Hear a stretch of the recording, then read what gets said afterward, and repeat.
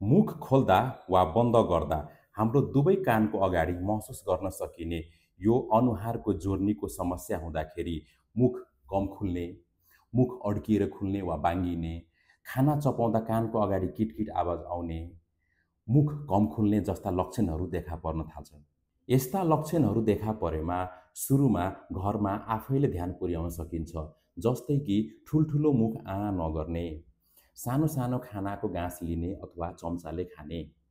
निन्द्रा लागेर हाइ काट्ने बेला अथवा यौन गर्ने बेलामा हातले चिउडोलाई यसरी माथि धकेली ठुलो मुख खुल्न नदिने, सारो अथवा कडा खानेकुराहरू सकेसम्म नचपाउने, खानालाई बढी पकाई मुछी नरम बनाई मात्र खाने,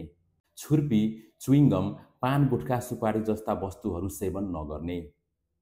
ओठ टोक्ने, नङ पेन पेन्सिल टोक्ने बानी छ भने त्यो बानी हटाउने, मानसिक तनावहरू घटाउने र पर्याप्त मात्रामा सुत्ने,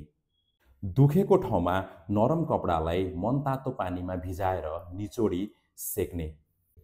माथि उल्लेखित विधि अपनाउँदा पनि राहत महसुस नभएमा मुख तथा अनुहार जोर्नी रोग विशेषज्ञ अर्थात् टिएमजे स्पेसलिस्टसँग उचित परामर्श गर्नुपर्ने हुन्छ।